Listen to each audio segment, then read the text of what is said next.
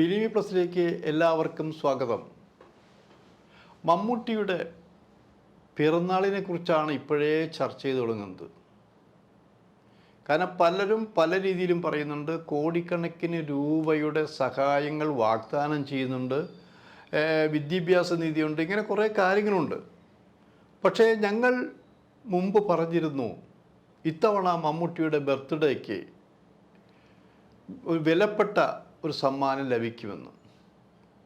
ഇപ്പോൾ സമ്മാനം രണ്ട് തരത്തിലുള്ള സമ്മാനമാണ് വരാൻ പോകുന്നത്.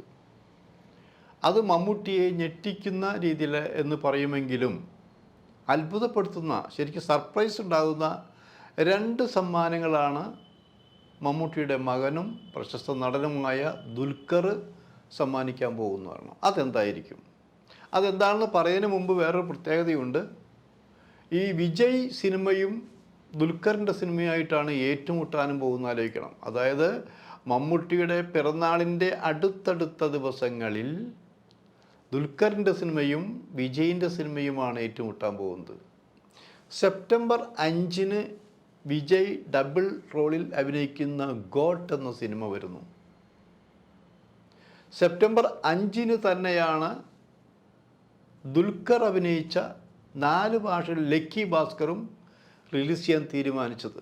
അതായത് ഒരേ ദിവസം വിജയ് സിനിമയും ദുൽഖർ സിനിമയും ഇവിടെ റിലീസ് ചെയ്യുന്ന ആലോചിക്കണം.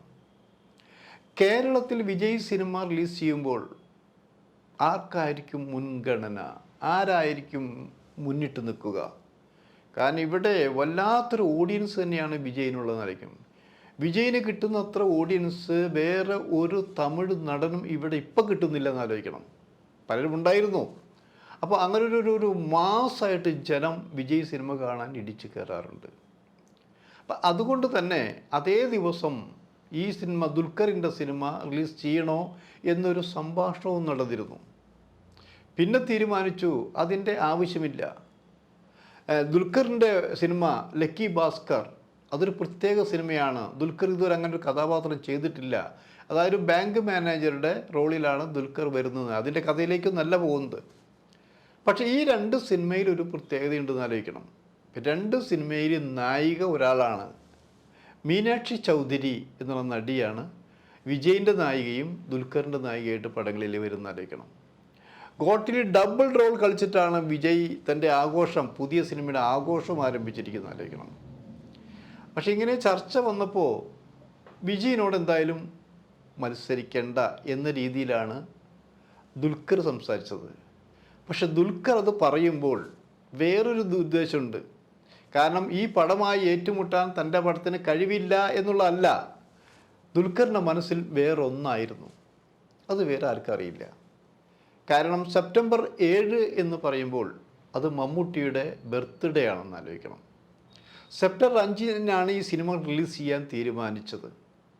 അപ്പോൾ അത് ഒരു സിനിമ സെപ്റ്റംബർ 7 ഒരു ദിവസത്തെ വ്യത്യാസമില്ലുള്ളൂ. സെപ്റ്റംബർ 7 റിലീസ് ചെയ്യുമ്പോൾ അത് മമ്മൂട്ടിക്കുള്ള ബർത്ത്ഡേ ഗിഫ്റ്റായി മകൻ ദുൽഖർ നൽകുന്നു എന്ന് പറഞ്ഞാൽ അത്ഭുതപ്പെടാനുണ്ടോ? ഈ കാര്യം പറഞ്ഞില്ലെങ്കിലും ദുൽഖർ അങ്ങനെ ഒരു തീരുമാനത്തിലേക്ക് എത്തി എന്നാണ് അറിയാൻ കഴിഞ്ഞത്.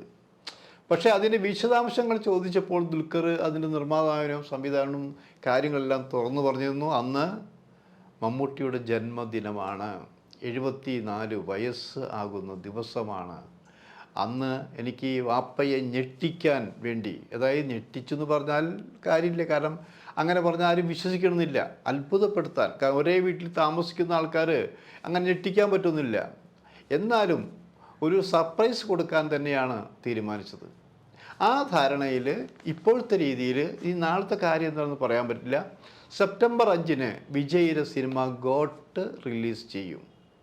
ഇപ്പോഴത്തെ രീതി അനുസരിച്ച് സെപ്റ്റംബർ 7 മമ്മൂട്ടിയുടെ ജന്മദിനത്തിൽ ദുൽഖറിൻ്റെ 4 ഭാഷകളിൽ, അതായത് മലയാളം, തെലുങ്ക്, ഹിന്ദി, തമിഴ്, ഈ 4 ഭാഷകളിലുള്ള ലക്കി ഭാസ്കറും റിലീസ് ചെയ്യുന്ന ആലോചിക്കണം. അപ്പോൾ ആ സിനിമ ചെയ്യുമ്പോൾ തന്നെ മറ്റൊരു കാര്യമുണ്ട്. ഇത് പലരും വിശ്വസിക്കുന്നില്ല. അതോ വിജയിൻ്റെ സിനിമയെ പേടിച്ചിട്ടാണ് ഇങ്ങനെ മാറുന്നത് എന്നുള്ള പ്രചരണവും ഇപ്പോഴേ തുടങ്ങിക്കഴിഞ്ഞിരിക്കുന്നു. പക്ഷെ പലതിനും ദുൽഖർ മറുപടി കൊടുക്കില്ല. ദുൽഖറിൻ്റെ സ്വഭാവം ചില മറുപടി കൊടുക്കുന്നത് വാക്കുകൾ കൊണ്ടല്ല, പ്രവൃത്തി കൊണ്ടാണ്. ഒന്നാമത് വിജയിയായിട്ടുള്ള ഏറ്റുമുട്ടാനുള്ളതല്ല. വിജയിൻ്റെ പടം വേറൊരു സ്റ്റൈലാണ്. ഇപ്പം മമ്മൂട്ടിയുടെ സിനിമ ഇറങ്ങണ ദിവസം ദുൽഖറിൻ്റെ സിനിമ ഇറങ്ങിയാൽ അവർ ഏറ്റുമുട്ടുകയാണോ? അപ്പോൾ അച്ഛനും മോനും ഏറ്റുമുട്ടുകയെന്ന് പലരും പറയും.